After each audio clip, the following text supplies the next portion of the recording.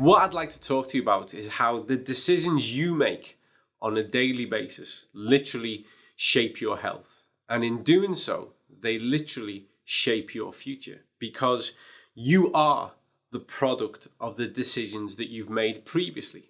And what we need to do as we move forward is we need to consider how we want to be next month, next year, in 10 years' time. Because when we align better our health span to our lifespan, when we focus more on our health and the kind of condition that we intend to be and want to be in as we move forward, we literally empower ourselves to have greater physical independence as we age. And this really matters, because as we age, the quality of our life is directly correlated to the level of our physical independence. And so what we want to be is the most robust, intact, engaging version of ourselves on a daily basis, so that we can live meaningfully and we can live well for as long as possible.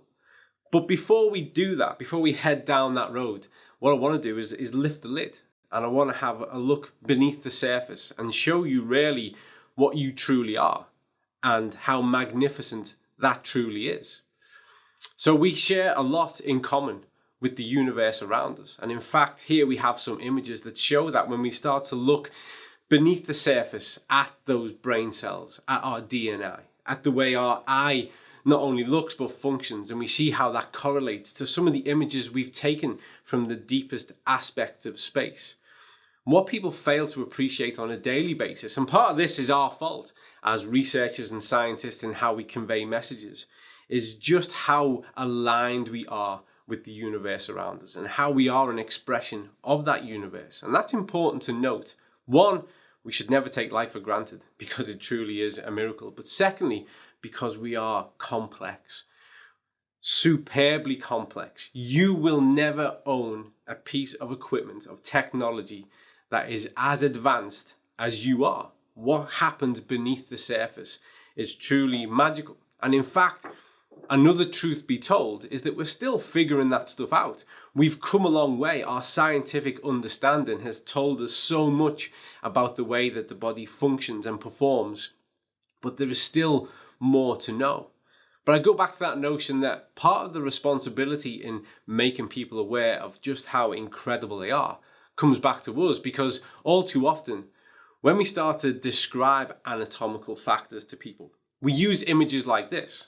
So for instance, here we have the brain, which again, any person who specializes in research around the brain, around mind, around consciousness and cognitive performance will confidently state that we know far less than we actually do know. This is a huge area of mystery, and we are probably only at the doorstep of figuring this stuff out. But when we talk about it, we typically show images like this. And it's very one-dimensional, it's very flat, and it shows some of the geography of what happens within that space. But the reality is, when we look at the left, this is an actual picture of what's going on, the electrical activity. And again, to the right, we see one of the furthest images that the Hubble telescope has captured into deep, deep space. And we see this alignment. We see just how much we reflect the universe around us. So when we look up, when we gaze upon the stars with wonder, quite rightly so, we should also take a moment to reflect and introspect, because we are every bit as wondrous as what we see above us. It's contained within us. That's really important to note, because all too often we take an approach about the things that we do and the decisions we make, particularly when it comes to our nutrition, and then again our activity and our exercise behavior, that kind of takes these broad steps across and looks at things far too simply. There is so much going on. There's a lot that we need to address and get right. And because there is a lot that we need to get right, it's really easy, even with the best of intentions, to fall short, or even, in the worst instance, to get things wrong. So we have to consider this when we consider some of the language that we use, when we look at our consideration of cellular balance, of ratios. And again, we talk a lot about cells. and how to create the healthy cell. We talk about cell membrane permeability. We talk about the integrity of the cell. We talk a lot about that 6:3 omega ratio. And often we use pictures like this when we're doing so. And on the right, we've got something that again is flat and shows something of the process that is taking place within that cell. But the reality is far more involved and far more complex. And when we understand that, I think that's the moment that we realize we really do have a duty of care to consider what it is that we're influencing when we make these decisions. Here's a better image. This is now starting to show you really the reality of what a cell looks like. And if we consider this for a moment, it looks far more like a cross-section of a planet. When we see those outer crusts and those layers and we see all that activity that's going on within there and all these key component parts, it's not flat. It's not something that we can just take a surface glance at. There's so much happening beneath the surface. In fact, so when we look at this, and this is a detailed illustration of the cell, and this was gathered from multiple layers of complex information derived from NMR, when we're looking at things like MRI scanning technology that really zones us in to a much closer level. And what we can see here is a landscape of activity. And this landscape of activity is what we're actually trying to influence. It's what we're actually trying to sustain and support when we engage with our nutritional practices. This image has far more in common with this, which is a bird's eye view of New York City. It is an advanced infrastructure that relies wholly on effective communication, diversity, and balance. It requires everything to be in its place. It requires that continued interaction. If a piece is missing, then something goes wrong. That's just simple fact. If consistently there isn't enough of what we need in place, and if we consider New York City for a moment, if there weren't enough taxis to take all those people to all those places they need to be, then the system would work less effectively. The system would start to break down.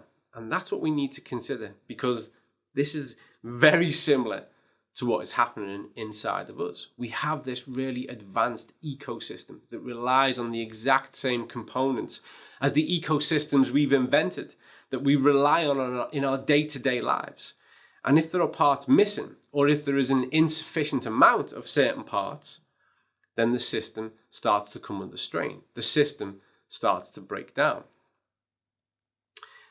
This is a flat representation, I guess, of some of how that system works. And this is in a viral condition. This is an insight to our immune response when there is a virus present. And we don't need to dwell on that. What we need to focus on are the component parts of this, where we can see those vitamins and the key role they play within that communication, within that ecosystem. If there are insufficient amounts available, then the system won't work well. If we are deficient, if they are not there at all, then the system is compromised from the start. When we look at our dietary choices, and we should look at our dietary choices, we should be looking and working towards making better dietary choices. It's still difficult to ensure that we have sufficient amounts on a daily basis. That's just a fact in the modern world. It simply is. There are multiple things that influence that outcome. One, food availability. Secondly, the integrity of the food. We know that there is such disparity amongst even fresh foods with regards to what nutrients they contain, that it's more of a challenge. That doesn't mean that we shouldn't consume food that way. We 100% should, but we should also be looking at what strategies we can implement to make sure that this really sophisticated and advanced communication network is dealt with and satisfied and served on a daily basis. Because this is a simplified version of all that goes on within every second of every single day. Whether we're in a viral state or not, we rely so much on our immune function just to function ourselves on a daily basis.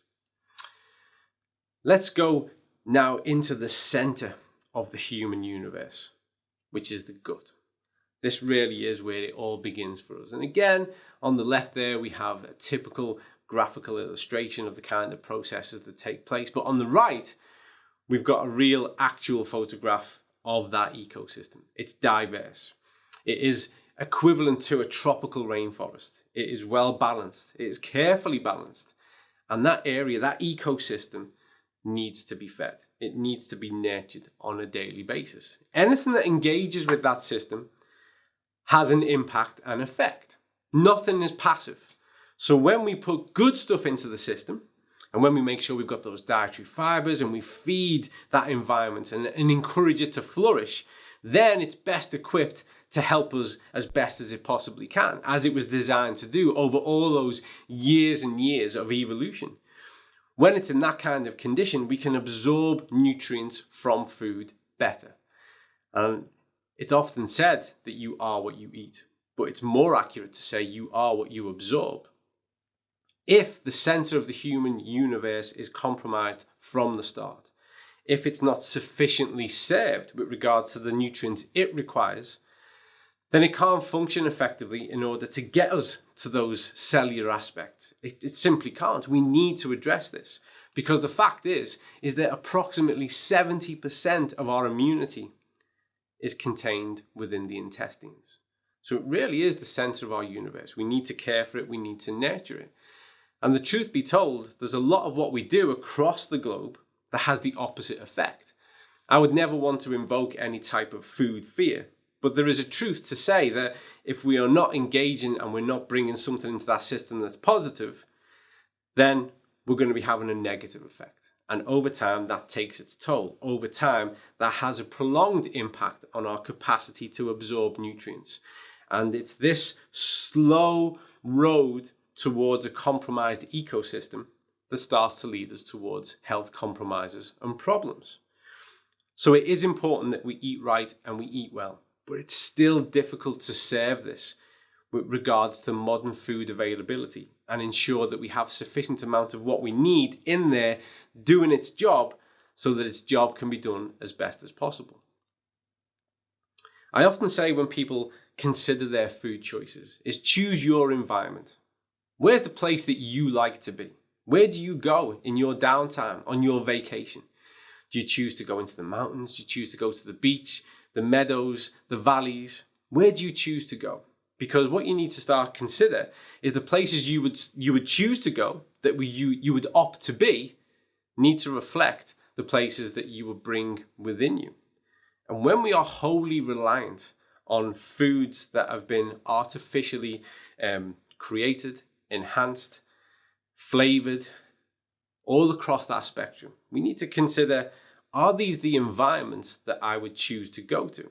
Because what you need to do is let those environments be within you and start to make a more intelligent, informed choice about your food orientation, about where it's derived from, what's been the process of taking it from where it was into what appears on your plate. We do need to be more conscious about this. We need to be more actively conscious and proactive about those choices, because over time, we reflect what we do. We are the outcome of all those decisions we make. And we know that food is powerful. Our choice of diet influences psychologically as well as physically. It literally shapes how we think. And when we start to mold our thoughts based on the foods that we consume, then it doesn't take too long until we're in a position, then actually we have to consider what's informing my food choices. Because taste buds are so malleable. They can be educated, but, which is worth noticing, they can be re-educated, which is even more powerful, I guess. But we start to become influenced not only on a physiological level and a pathophysiological level, but we start to be really influenced on a psychological level. And then we end up in this spiral of thoughts that affect behavior and behavior that affect thoughts. And we know that there is published data that paints a far grimmer picture than this. We know now, this is a publication from The Lancet, we know now that the quality of food that we eat, the types of food orientation that we have, literally impact upon not only our life expectancy, but also all-cause mortality. So it's powerful, the choices we make. from spoon to mouth, from fork to mouth, from each slice of the food that we eat, should be informed. Of course, there is room for those kind of treat behaviors, but we need to strike a better balance.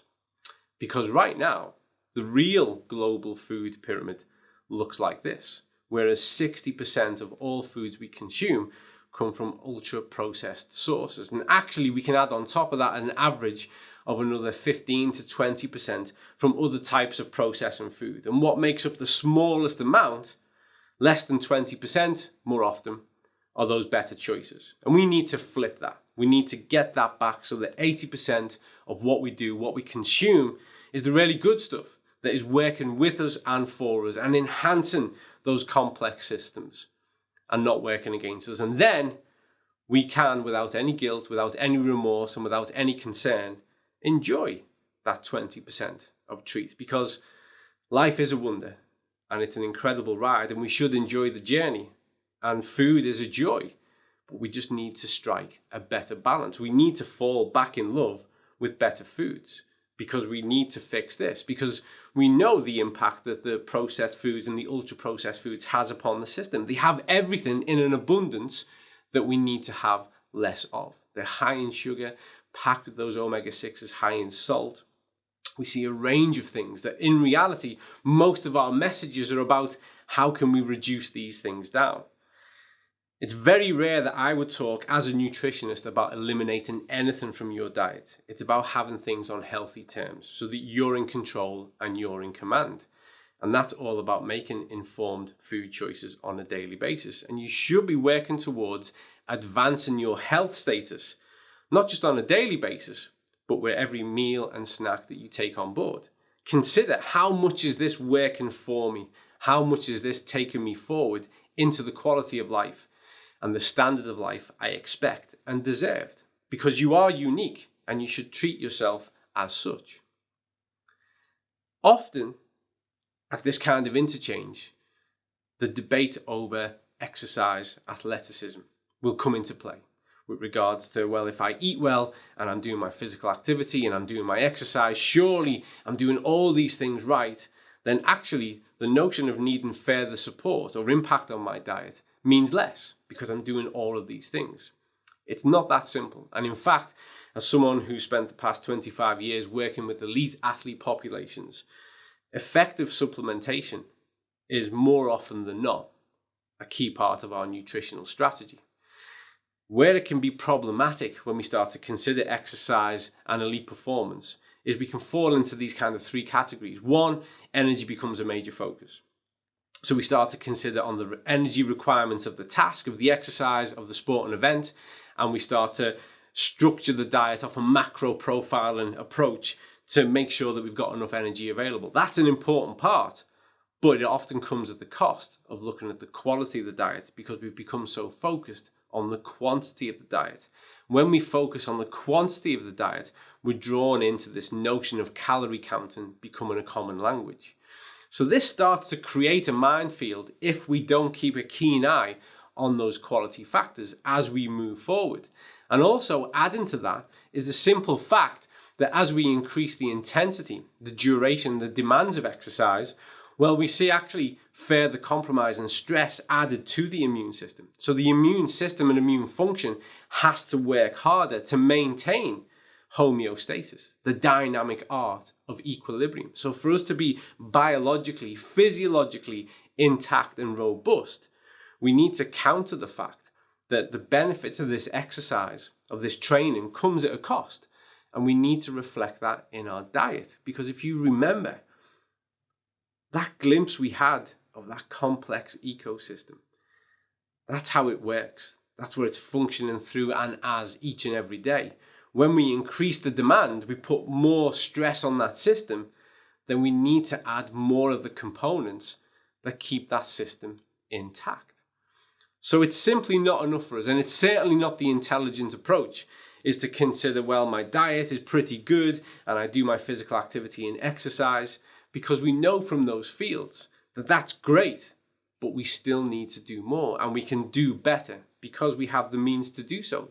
Food technology has come a long way, and we should embrace that. We can do things better, So we should. We should eat well to be well. That's a key fact. It is directly correlated with all-cause mortality. We've already looked at that slide and considered that evidence. We know that it shapes how we feel each and every day, from our thoughts to our physical wellness. So we should be looking at how we can optimize each and every single one of these areas and do so effectively. But let's get real for a moment. We have to do it in a way that lends itself to human behavior, because we have societies now that are based on convenience. And in fact, more often than not, it's convenience that has taken advantage of people's health, because we can do things quick. We talk about things in fast terms, fast food. We want something immediately. We live busy lives. So convenience calls to us and makes us realize that we can do something with greater simplicity. And that's what we need to embrace, rather than trying to invoke this whole stock change in human behavior, rewinding a clock perhaps 100 years. What we need to do is get sensible about whole food choices. We need to make them the priority.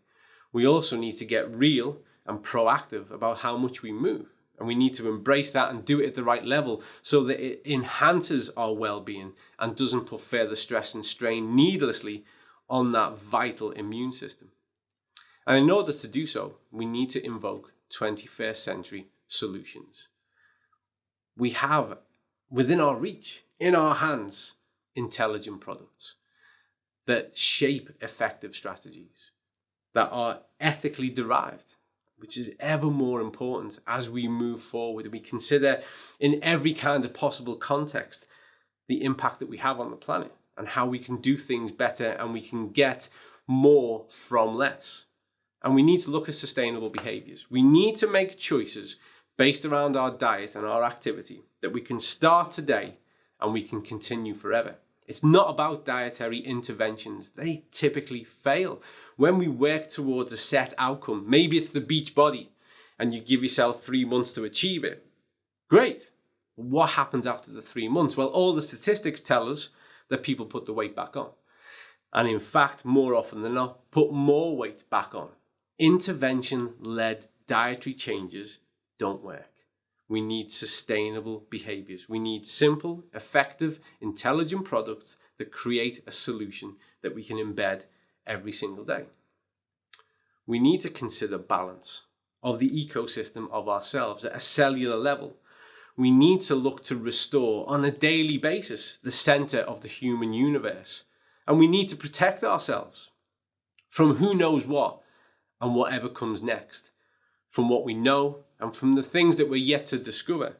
Our immune system is the vital component that keeps us intact, that keeps us well, and it allows us to move forward, and is a fundamental aspect of aligning our health span to our lifespan.